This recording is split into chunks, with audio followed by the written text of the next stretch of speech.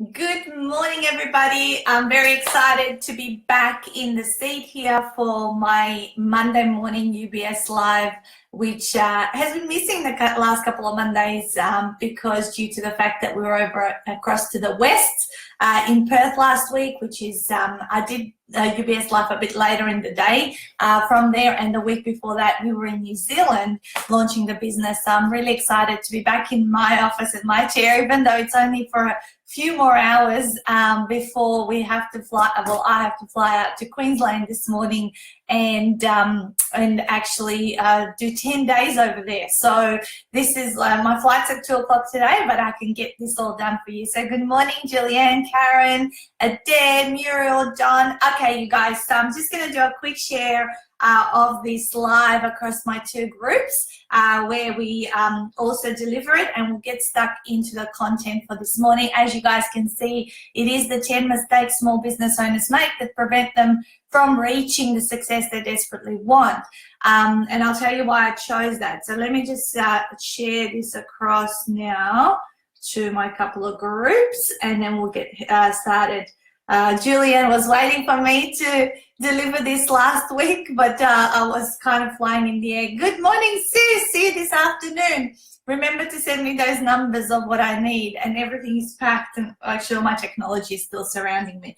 All right, so let me just share that into Ultimate Business Support, and we're going to have a fun morning. I want you guys to get yourself ready to ask questions, share insights. Let me know if what I'm saying is resonating with you, and because it's been kind of on my mind every time Stuart and I kind of have conversations between the two of us going, oh, no wonder that person's not successful. There's usually one of these 10 mistakes that they're making,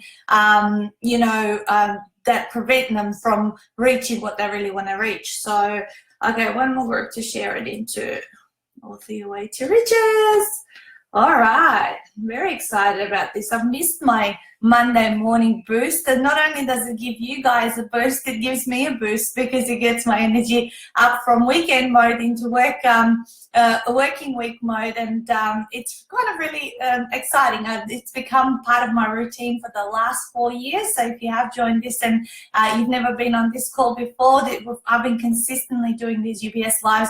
I would say 80% of the Mondays, because we do travel and find ourselves in odd, weird places sometimes on a Monday morning. But today I am in my office and doing it. Okay, so as always, I did prepare a little bit of a list here before I got on live, because I thought I can talk about this till the cows come home, but really, what are the core 10 things that I believe prevent small business owners from reaching success that they desperately want? So why am I, why do I have the right to speak on this topic? We're coming up to 8 years in business. We are running a 7-figure business that's going to go into multiple 7 figures this year. And I have observed the behavior, the mindset, and have been on the receiving end of particular things that happen between businesses. Of course, we've all been customers or clients of someone else's business, and we can observe things that work, that don't work, and also people's behavior, sometimes also as our own clients. Good morning, Hannah. Nice to see you also on the call. So do write comments or questions as we go along. We will be here for about half an hour, and we'll run through the list of these 10 things. So they're not in any particular order. Just so you know, they're just kind of like I did a brain dump in terms of the repetition of mistakes that I see around me, and that's what I'm going to be bringing in to you this morning. All right, so clock's about to strike 9 a.m. Always starts a little bit earlier so you guys can see that I'm here and ready to go. All right, so the number one mistake, and again, it's not number one, but the first thing on my list here is the lack of respect in responsiveness to emails or phone calls or SMSs. And so what do I mean by that? obviously, a lot of us are being bogged down by a lot of information that's hitting our inboxes, our Facebook Messenger, whatever other platforms, other social media platforms, and our phones and all that sort of stuff. And sometimes if you don't have the organizational skills, you get overwhelmed by it all, and a lot of the time you might just throw the towel in and go, forget about that. I can't handle it anymore, and I'll just kind of just do the most important things that I need to do. Good morning, Helen. And so and that's a big mistake that small business owners make, because they miss important information that comes into them, because they've just kind of given up, and now they've got $40,000, $50,000 emails into their inbox, a ton of unanswered messages. And what that does is that what happens when you actually have clients who need to contact you, who need a quick answer from you, who are relying on you providing, obviously, the best service you possibly can. What happens when that happens? Well, obviously they're not going to be happy. They're going to be disgruntled, and you're not going to have a great reputation to protect. You'll be coming back with a lot of excuses why you couldn't do it, why it was so late, and all that, why it was late, why something wasn't responded.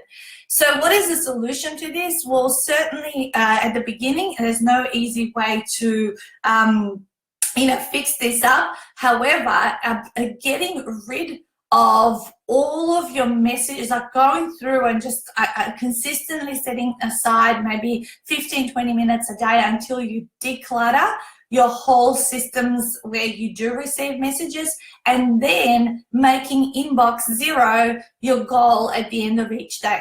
Okay, I've been doing this for 8 years, and at the end of every day, I might have 3 or 4 emails pending in my inbox, but they have been dealt with. But everywhere else where I receive messages, I go on inbox zero. So I'm always, my intention has been to respond to everyone within the same day, to get back to people, and certainly this is a lot more difficult when you go on holidays and things like that. But we do check into our email systems every second day or whatever it is. After all, we are running a business that's kind of reliant on us. Of course, if you have like assistants and people like that, they can do it, and they can only contact you for the most important thing, like Lindy, who's watching this right now. My VA is watching this, and she can respond to most emails or to handle most inquiries, because obviously we have pre-prepared answers and systems on certain things. So make sure you get back to people. It's not just your clients that you should be getting back to, but anyone else that you're involved in. We do find a lot of the time we follow up with our own clients just to see if they need any extra help. And 90% of the time, we never hear a response back. Now, as a business owner, you're going, I want to give the best service, I want to check in on people and all that sort of stuff. Yet, you don't get a response back, because it's not because they don't like us or whatever it is. It's because they have this craziness and busyness all around them that has cluttered their space, that they're unable to. They're only reacting on the most important thing that is on the to-do list. So really, really, really important one. Respond to people promptly. Clean up. If you have to, click the delete button on those 50,000 emails and start from scratch. People who desperately need to get an answer from you or need to, inquire with you, they'll probably come back and ask you again. Just start from scratch, and I strongly recommend that you work on the mindset on inbox zero at the end of each day, and set up the system so when you do go on holidays, when you do and are able to afford to have that assistant, they can keep that rolling along for you. Communication is one of the most important things we can do when it creates to ensure that we create the success, because if there's quick communication, you can resolve problems, you can answer questions, you can make sales, you can nip things at the bud very, very quickly, and continue on and not have that extra stress that you have. Good morning. You're on the way to Queensland, Julian. Yes, I'm getting on 2 p.m. flight, so I'll see you tomorrow. All right, so second thing, that I see small business owners make the mistake is not paying their bills on time. Now, what does that mean? Well, it means that if you expect other people to financially be on time and pay their bills with you on time, vice versa, you need to do the same.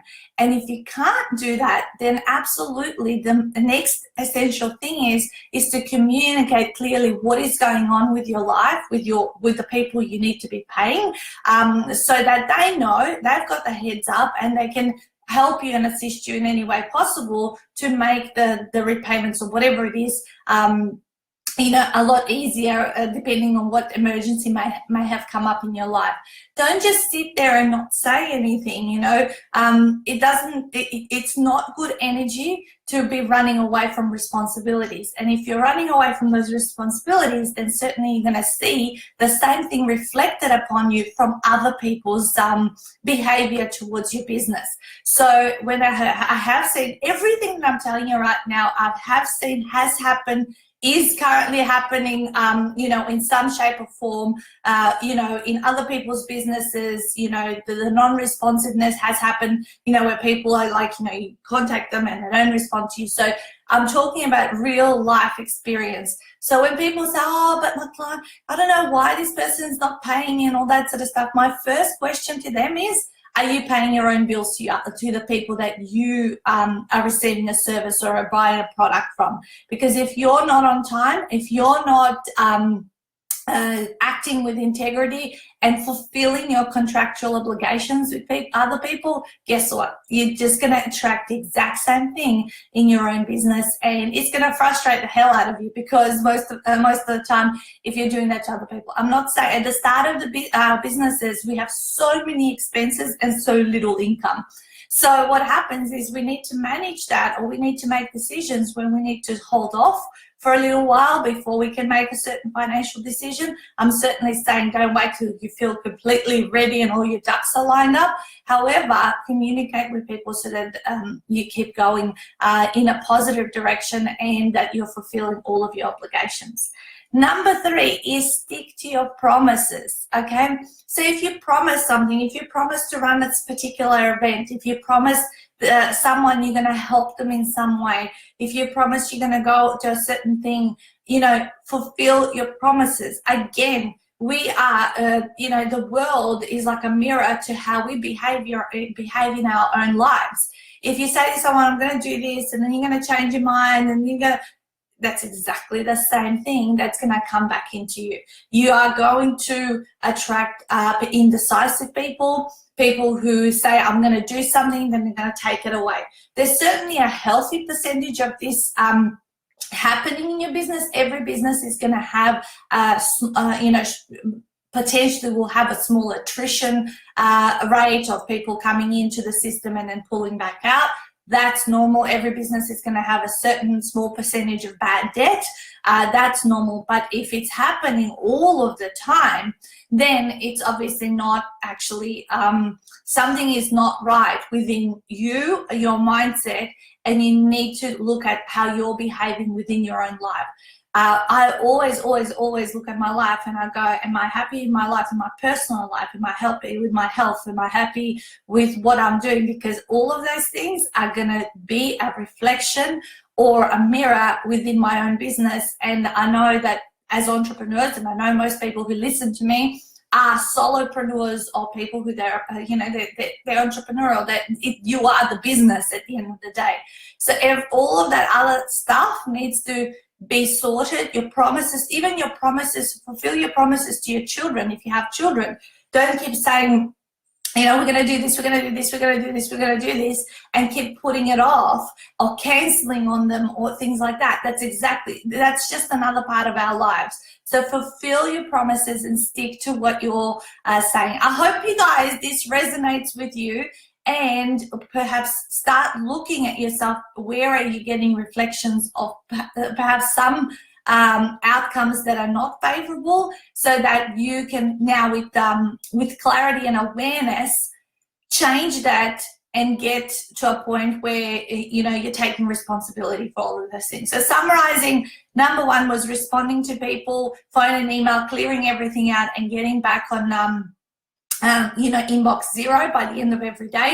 Number two was pay your bills on time if you want people to pay you and fulfill their financial obligations to you, and stick to your promises with number three. Number four is don't be a copycat. Okay, it's great to model other people and pick up, you know, little you know, ways they speak. You know, I don't know how to. Don't blatantly copy people, right? That never works, right? Because other people can smell when there is no integrity around a particular business. Why do I know this? Because it's happened to me, and it's happened to me multiple times in the last few years, where others have been have tried to blatantly copy my system, and they fall flat on their ass at the end of the day, because they're not me. At the end of the day, all I know, and it's not a nice thing to be faced with, but at the end of the day, I know that no one can take the me out of my business. And I don't worry about those things, but what I'm saying is model and, you know, learn from others, but create your own thing. Do your own thing, and that is going to be the most integrity that you can have behind something. And people at a subconscious level know who are the people who are fakes, and know who are the people who have integrity and follow through. Copying someone else's system, you know, like learning from them and then going out to do the same thing they're doing is not, it's not going to work. Put it that way. Invent something. You're rich with experiences, with life lessons, with things you've studied from multiple mentors and things like that. Solutions you have come to. That's where your gold and your wealth is hidden. It's by figuring out what is it that other people see in you that they want for themselves, right? So answer that question for yourself. What do other people see in me that they want for themselves, and convert that into a system that's going to obviously help other people save time or money to achieve a particular solution to a problem. Okay, so don't be a copycat. Number five, this is probably, it's not the biggest. It's so simple, this next mistake people make. And I'm going to say it and you're going to hear it, but again, it's the hardest one to repair, okay? Because it requires a lot of discipline. So number five mistake small business owners make is lack of consistency. Lack of consistency. So sometimes they go hot and heavy on social media for a few weeks. Oh, I'm so excited. Look at me. Like, look what I'm doing. Amazing, inspiring. They're adding value and all that. And then they get tired or exhausted, and then they fall off the wagon and they do nothing for the next 3 months. Sometimes they go out networking for, you know, a heavy period of time, and then they stop networking. You know, making sales phone calls and then stop making them. So lack of consistency is the biggest killer to small businesses, because at the end of the day, we need to manage our own state. We need to manage our own mindset. We need to manage our energy levels, right? Why do people fall off the wagon and make this mistake? Is because they either get exhausted, they're either not like fulfilling or living their purpose in terms of what they love. Because when you're on purpose and you're doing something that you're passionate about, there's never ending amounts of energy. Doing what I do now for the last, well, it's coming up to 8 years in May, but a lot of people make a comment to me, Nat, where do you find that energy from? I said, no sane person and no non-passionate person could do what I do, you know, and you need, when you are aligned and you are on purpose, you will find every ounce of energy that you need to do what you like to do, right? So really important to be consistent, and you don't need to be super hot and heavy in every area that they say, oh, you do more social media, do more networking, but choose what your list of activities are going to be to grow your business, and then see what's feasible for you and start there. For example, these UBS live calls, I don't get paid to do them. I do them because I love to connect with my community, with my people, with my clients every Monday morning. Now, I have been doing them for 4 years. A lot of people start programs and stop them, and they don't give them enough time to actually see and follow through to an outcome or a result. Okay?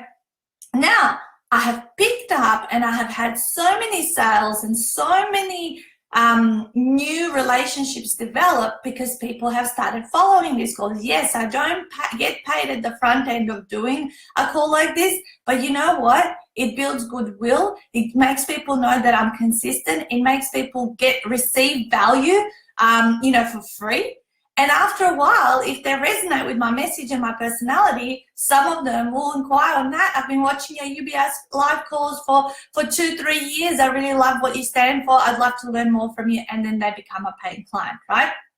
So that's how things work. However, people don't stick out enough the consistency in the activities that they have committed to doing for their business to actually see them through to an outcome or a completion. Coming up to 2 years for Friday Facebook Fix with Adair. Awesome, Adair. I have never seen your one, but what time do you run it and where is it run? Let us know so we can check it out. But yeah, so that's fantastic, and I'm sure that you're happy and you're getting some results in your business because now I've known you for 3 or 4 years. And you've been sticking at it, and you've been putting actions out there all of this time. All right, number 6 is fast quoting. Okay, what do I mean by this one? You wouldn't.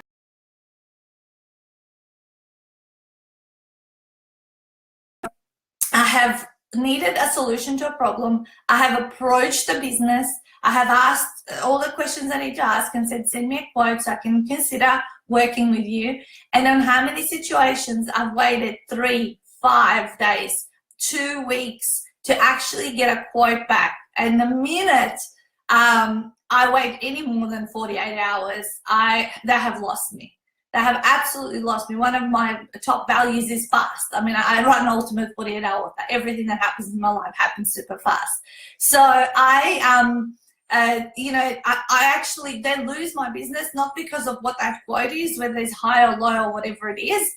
It's actually because I've lost interest. I don't think I want to work with a business like that. Their behavior is not the way I would operate. So because when we choose to work with somebody, we need to be aligned with their values and vice versa. They have to align with our own values. They completely break my, one of my top values is by not responding fast.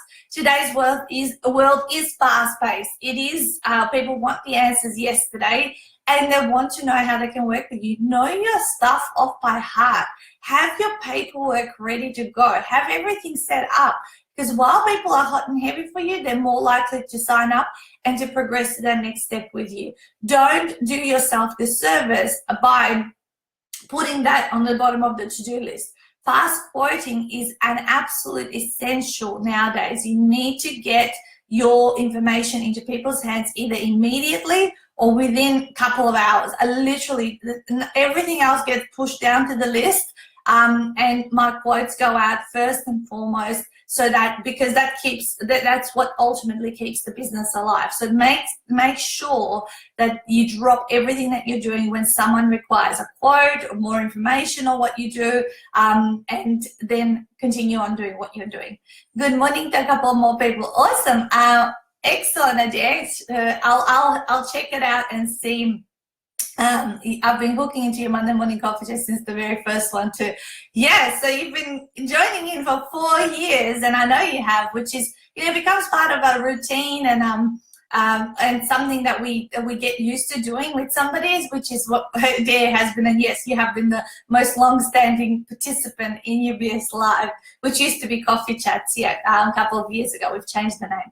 All right, so fast quoting. Number 7 is look to give first. Some mistake a lot of people make, small business owners make. They go out there and, what can I get?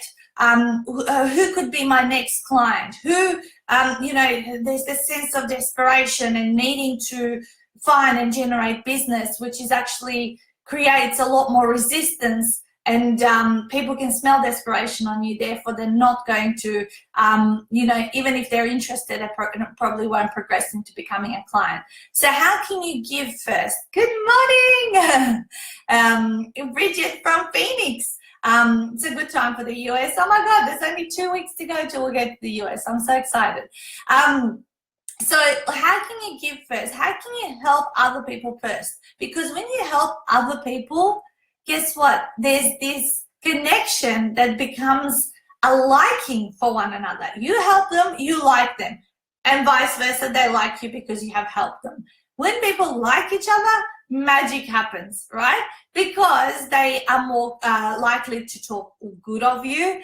They're more likely to prefer you to others and to have you top of mind when someone needs the problem that you're solving. So make sure that you are giving first and not looking like, where can I find the next client? What can I get from this person? How can this person promote me? It's like, why would people want to do anything for you before you have built any kind of relationship? But we see it all of the time in the marketplace, especially networking, when you got networking, which brings me to, I'll have that point later on, but my number 8 point is know your numbers, know your financials. So big reasons why small business owners will fail is because they choose to play the ignorance is bliss card, whereby they actually don't know their numbers or they don't know where they're at. So my mum and I were, for those of you guys that don't know, my mum joined our business 8 weeks ago. So she quit her day job last year and she officially started about mid-January, and I've been training her up to do my bookkeeping and all that, but we sit down together to review and reconcile everything. So she takes a lot of hours out of what I need to do, and she finds it interesting and all that. And at the end of every month, so once we do all that nitty-gritty kind of work, okay, let's have a look. Who do we need to chase up? So I have a list of people that I need to follow up with today. Things that may have failed, why have they failed? I need to keep on top of everything because, it may not be something that happened intentionally, but you need to figure out, okay, so these are my 6 or 7 different things that I need to be on top of, because every single month, that's what needs to happen. Otherwise, you end up accumulating bad debt, and it's not like people are going to come up to you and say, "Oh, I had a failed payment with you. How can we fix it?" People don't do that. Like in the olden days when we used to work in the optical industry, whenever people would be underpaid on their pay slip, you'd hear about it in a second. But whenever they would be paid extra, no one would even talk about it, right? So chase up what you need to chase up. That's what I'm going to do today because we're finished. Have a look at your numbers. We actually printed off our profit and loss statements for the last 3 years. I actually thought, I don't know, this year, you get a sense emotionally we could be gauging how we're doing in a year versus, how we're not doing and all this sort of stuff, but the numbers don't lie, right? So I printed off January, February 2018, January, February 2017, January, February 2016, and I had a look at my sales in those periods of those 3 years. I smashed it. Like, I thought, maybe I haven't started the year so well and all that. I'm like, looking at this, it's quadrupled to the January, February period last year. And it's tripled from the year before. And I go, maybe it's just my perception. Maybe what's happening? And then I did the cash flow statement and my GST and all that kind of stuff so that I know what I'm up for, because, we pay over $50,000 to the government every quarter in terms of taxes and GSTs and all that kind of stuff. So I've got to be very, very much ahead of what the financials look like. Otherwise, things are going to fall apart. You're not going to be able to sustain what you've got to sustain. So when you look at, the bigger your business grows, the more savvy you need to become around these things, because the numbers are so much bigger. I often say to people, it used to be that I used to get these $100 bills and $200, they were just 3-figure bills, you know what I mean? now every bill that hits my my inbox is a five-figure bill, you know, 10 grand, 15 grand, 50 grand, you know. It's like those big sums are serious business. So you just got to be mindful that you know your numbers. And when do you train up to know your numbers? From early on, you guys. There's no, you don't start making it important when you're making multiple six figures or seven. You start making it important when you're making zero, right? Because every week you still have to document what expenses have I paid out. Has an income even come in? I was doing these basic spreadsheets that I used to file away in my display books in my first 3 years. My mentor said to me, Nat, make it a weekly thing. And on a Sunday, I would go into my planner or my statement and I would document everything that I paid out, everything that came in, if anything came in. And for months, it used to be like zero income, X amount, hundreds of dollars of expenses, zero income, hundreds of dollars, and so until one, you know, started shifting a little bit, you know, a few $100 income, then more expenses and all that sort of stuff. And slowly, you know, those numbers started reversing the order and all that kind of stuff. But from back then, when I even didn't have an official accounting system for the first couple of years, I still got into the habit of looking at, following up on my outstandings, making sure that when people said, I even have like a little, on my phone, I use this app. I'll tell you what it is. It's free. It's called Alarmed. Like alarm, but ED at the end. And it's basically whenever I need to, some people I need to like charge their credit card on a certain date, like I set those reminders. And I also, some people have said to me they will put money into my account at certain dates. I have those people in there. Check that this person has put in the money. I don't need to follow up with them. I just have to check my account. So I've got various things on here that remind me so that I'm never late. I always follow up on anything. The minute it happens, I'll set that alarm in there in case it's not my sort of set and forget type of payment system. Because there's going to be variations of things of how you can arrange payments with people as well. Okay, so that was know your numbers. We might go over a few minutes, but I trust you guys are finding this valuable, so we'll stick around for, you know, till I finish everything with you. Okay, number 9 is balance it out. So another big mistake small business owners make, why, you know, success, you know, they want to reach desperately eludes them, is because they most of the time will reach burnout. So we're talking about the consistency, and we're talking about you know,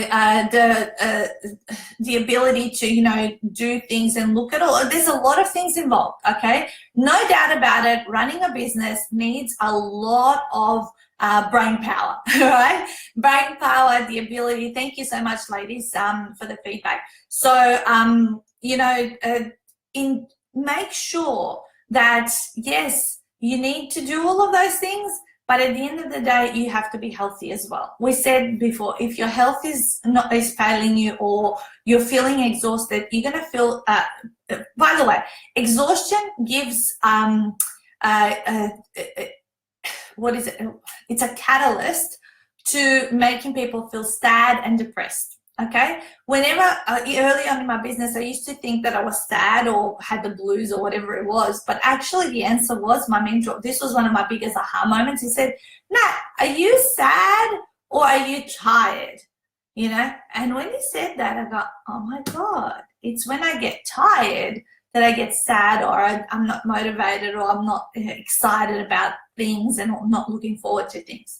So I needed to figure out, as I got busier and I got to do a lot more travel. Right now, guys, I have not stopped traveling since the second week of January. I have not had 1 week off where I haven't been on a plane or have had to go somewhere to host a retreat or an event.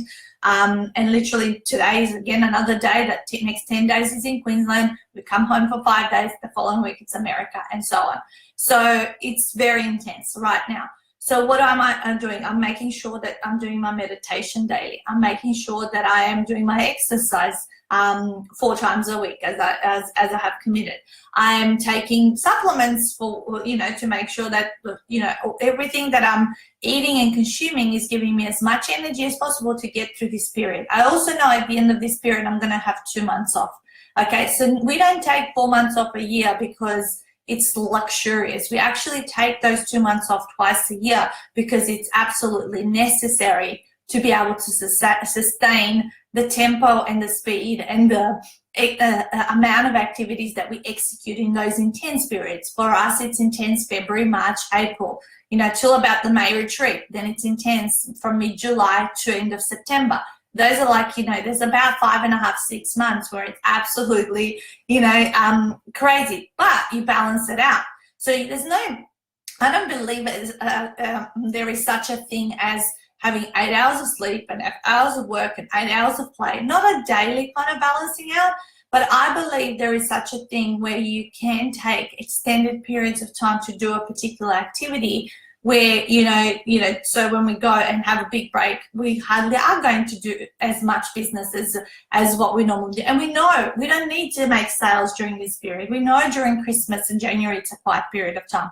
So we don't put the pressure on ourselves, but when it's on, and that's what carries us through to the next period. So balance it out and make sure that you're looking after yourself, because the number one thing that's going to make you quit your business is because you feel burnt out, you feel you've put in so much energy but you haven't got any results back, and that's what really, really can hurt, right? And you don't want to get to that point, because then you throw your towel in and go back to a job, which is also something that you wanted to avoid. So number 10, I'll do drum roll. Number 10 mistake, and again in no particular order, but get out from behind your computer. So many people and entrepreneurs obviously love the idea of having flexibility and that laptop lifestyle. However, at the beginning, when you're not savvy about having your business and you haven't got a network as yet or a following, you know what? The fastest way to build a following is to get out from behind your computer. Yes, there's wonderful ways you can build funnels and do techie stuff and do all of that online exposure and all that, and there's a lot of people who teach you how to do it, but I bet you go back to those people and ask them, how did they start? Where did they start? What did they do first? You will notice they will say, I basically went out networking in my local area, I met lots of people, you just do the foundational basic things, whereas so many people choose to begin their businesses and straight away be this online superstar. And they wonder then, why the crickets are singing, because no one's responding to what they're saying, because they don't have a following. They haven't proven themselves, with a particular network. Because once you meet people outside, when you're face to face, this is why we travel so much. We go to the different cities around Australia. We went to New Zealand, went to the US. Now, and these people actually have been watching this morning, various people from various parts of the world. Why do I have such a strong relationship with them? Because at some point in time, I actually met them face to face. And meeting face to face fast tracks the relationship to a whole nother level, a lot more. And I'm a big believer that you don't need to spend a cent on paid advertising and still have a multiple six-figure business. I didn't actually start spending money on paid advertising till my business was at the $250,000 mark. Okay, so for the first 4 years, no paid advertising. So the only money I spend on advertising is obviously to have my website and my business cards and to go out to networking events. That's the advertising spend. I didn't have any Facebook ads. I didn't have any Google ads. I didn't have any stuff like that. So make sure you get out from behind the computer. Go and meet people. Build up a network that knows you offline, because that's the network also that's going to support you online and get you to a point in your business where you can have the laptop lifestyle and all that sort of stuff. I choose to continuously get out from behind the computer and be with people, because that's one of my core needs. I get my energy from people. I get my happiness from people, if you like. If you lock me up in this room any more than 2 or 3 days, I'll start to feel like really sad and down and all that kind of stuff. I love being like today. It's a novelty for me because I haven't been or done a UBS live from my office for 2.5 weeks. And sometimes I crave for the days just to spend a day in the office and just be in my own space and do some other things that are important. But actually, most of the time, I'm more happy to be around people, even though it requires a lot lot more energy. And I know that every single time will fast track my business and get me to the next level of evolution than if I was just hiding behind the computer and just doing things, being busy for the sake of being busy. The best work is done when there's people, and as Francesca says, where there are people, there are opportunities. You know, so I absolutely 100% agree with that. So I'm going to do a quick summary. If you did join the call later on, of what our top 10 mistakes that small business owners make that prevent them from reaching the success they desperately want. And then if you like to hear more depth on them, then go back to the recording and hear out the description or the explanation behind what I meant by each of them. So number one was responding to people. Make sure you respond to all your phone calls, emails, SMSs, and work on towards getting inbox zero. Number two, pay your bills on time if you want other people to pay you. Number three is stick to your promises, not just to your business clients or whatever, to everyone that you make a promise to. Make sure you don't say yes to things that you're not going to fulfill, including your children. Number four is don't be a copycat. Don't copy other people, because ultimately, at the end of the day, people can smell a fake a mile away. Number five was be consistent, whatever that means to you, but do it consistently and stick it out, because people know that you're going to be around for a long period of time. Number six was be a fast quoter. Okay, don't let people hanging and waiting for your quote, because most of them will drop off and find someone else who can quote them a lot faster. Number seven is look to give first, not take, and think what's in it for me. Give, help other people, therefore you build the rapport and the relationship. Number eight is absolutely know your numbers and your financials. Make sure you chase up your outstanding debtors. Make sure that you follow up and that you actually know what you're selling, what your income is, what your expenses are, what your GST is, and keep on top of your numbers. Number nine is balance it out. Ensure that you're bringing in, health as top priority to avoid burnout. Make sure that you are focusing when you have work periods, but schedule in those breaks. Without having a break, you're just going to get down and depressed, and most of the time that will be masked by the fact that you're tired. And number 10 is get out from behind your computer. Come on, you guys, go pound the pavement, get into the habit of being amongst people, because at the end of the day, we're tangible creatures. Yes, the internet is a wonderful resource we have, and we should use it in combination and as a benefit to what we're doing. However, it's not the be all and end all from growing a business and actually having relationships. So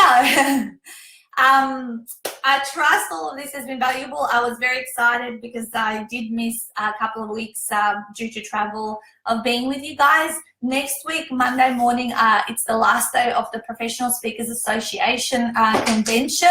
I'm just looking here. I may or may not come on live. It just depends what I choose to do that Monday morning, whether I will turn up to the last day of the convention, because officially my sponsorship ends that Sunday night. But I have got workshops that I could attend and all that. But again, I have to measure up how my energy levels are, and it's not an absolute crucial day for me to be there. So if I feel like, okay, I want to stay back behind, I'll do a UBS live at this exact same time, 9 a.m. Melbourne time, which will be 8 a.m. over up in Queensland. And definitely we'll be back the following one before we head out to America. So have an amazing week. Smash it out.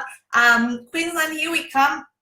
And it's going to be hot and humid, I know, but I'm going to enjoy it. And I look forward to seeing those of you that are coming to the Sales Mastery Masterclass tomorrow and the next day with myself and Francesca. 2 days, we're going to make you and push you out of your comfort zones. I can't wait to do that. Sales is a very scary thing for some people and can challenge you to no end. We have some fun games planned, as well as I look forward to meeting all of the new people that we're going to be meeting at the half day events in Gold Coast, Brisbane and Toowoomba next week, at the end of next week.